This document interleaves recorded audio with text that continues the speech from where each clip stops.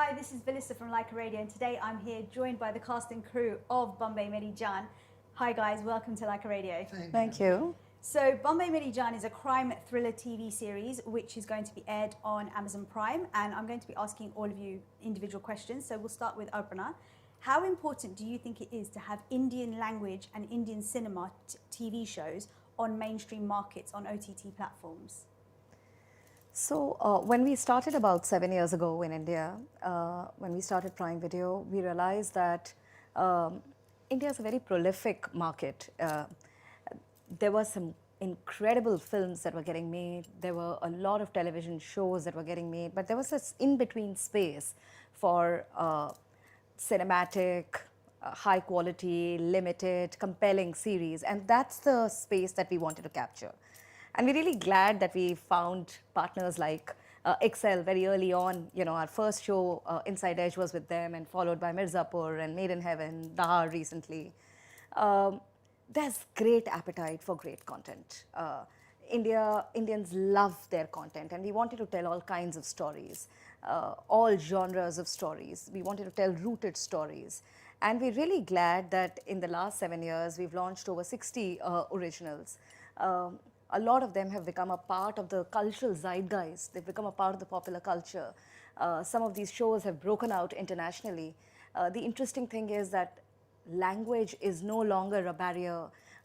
We put out every original of ours in over 240 countries and territories, localized in multiple languages.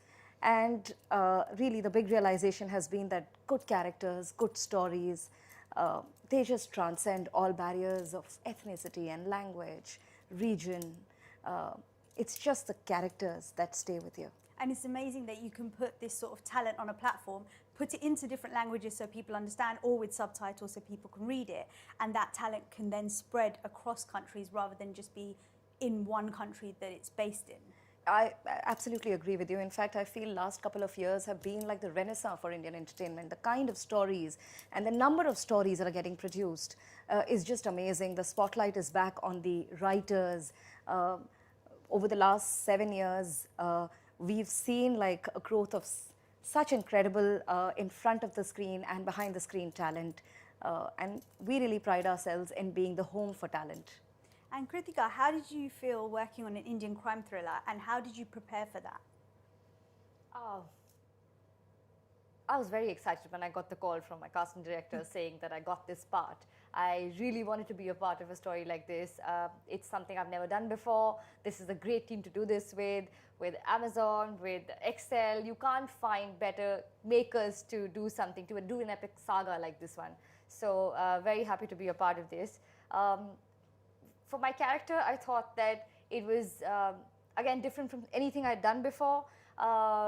When I read the script, I was completely taken in by how confident this girl was, how spunky she was, and you know, she has a mind of her own, she has ambitions of her own, and I really enjoyed her journey. So just to get a chance to play Habiba was a treat. And Farhan, when producing for an OTT platform versus, say, mainstream TV or film, is there a difference in the process? No, not really. First, let me just say I felt like I felt like track number 2 on a CD that got skipped. But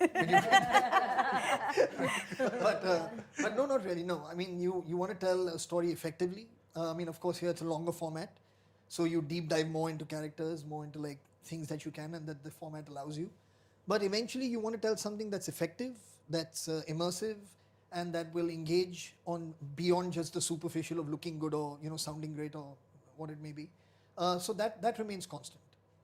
And also because you haven't got things like music in advance driving people to a cinema, say, to watch it. It's all about the trailer and how good the trailer is for people to then want to watch. Because there's so much on OTT platforms as well. That is true. You need to capture that audience to make sure they watch your show. Right? Yeah, but I think that, again, sorry, but I feel that also applies to film today. You know, I think the audience is very sensitive about what they first watch of your film. The song can embellish it if the music is good.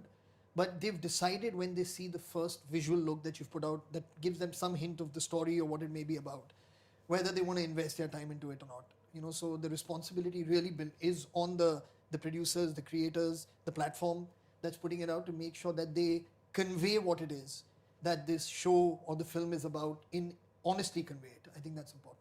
And Renzo, I think you've sat in the right seat because you're the fourth one along. You've worked in Bollywood films before and, of course, 24 as a TV show. So similar question, is it easier to work, say, on a film script that's got a definite start, middle, end, or a TV show that's on OTT where you may work on one season first, and although it has a start, middle, and end, you sort of need it also to be open-ended to be able to have your second or third or fourth season to go forward? I think they both come with their own pros and cons. Today, I mean, it's amazing that we're talking about a 2-hour film being a shorter format. I mean, all my life it was, the beginning, middle, and end of a feature was the holy grail.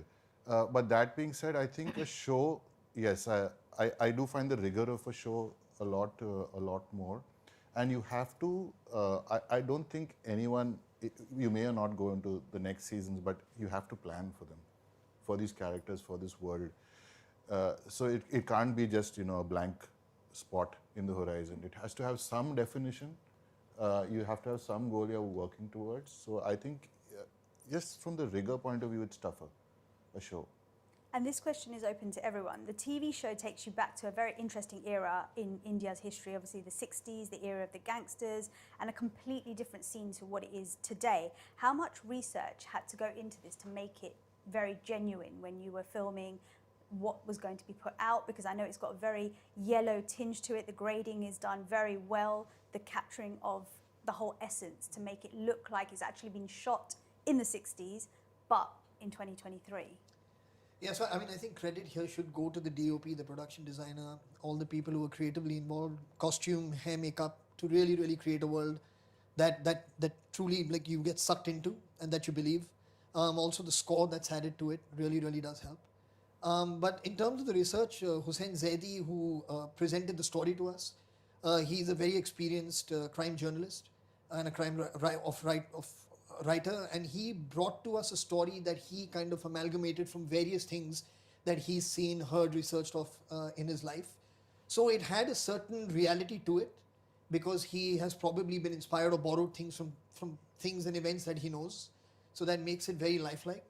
So he did the hard research, to be honest, and then of course gave it to Renzil, and then from there to Shujat, to kind of breathe life into it in its own way, flesh it out into from just being a story into 10 episodes that would hold your attention, and that maybe Renzil can answer in more detail. Yeah, I think, now that Aparna and Farhan are here, I just want to, it takes a certain degree of belief, and when you're making a show of this scale and you're saying period, we actually built a mini city, which, to our dismay we had to take down, and then a storm came and disrupted it the second or third time.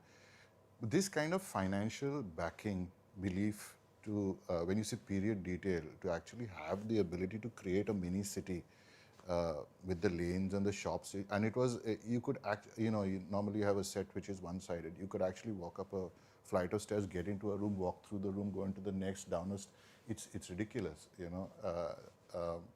So that, because the Bombay of the 50s, 60s, it doesn't exist, it's all gone. This, I think, this kind of belief is what propelled, the show and all of us who made it. And before I let you guys go, without giving too much away, of course, how would you describe in one sentence why people should come and watch Bambai Meri Jaan? So we can start with that. It's a genre that always works. It appeals to everyone. It cuts across demos. It cuts across, like I said, all barriers. But I think it's the characters.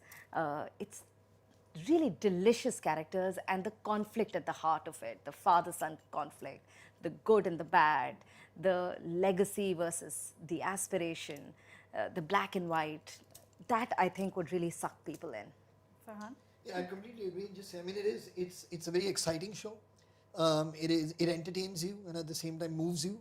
So that's what you can hope to do, and that's what I hope people who watch it feel. People should watch Bambai Meri Jaan to find a new favorite binge-worthy series. I think it's truly binge-worthy. That's how I read the script, and that's how everybody who's watched it and has given us feedback has been like, this is it's the new binge-worthy series. I binge watched it myself Yes. this weekend. So, Renzil? Anything I to think it's add? got scale and it's got intimate that intimate drama that people always love with characters.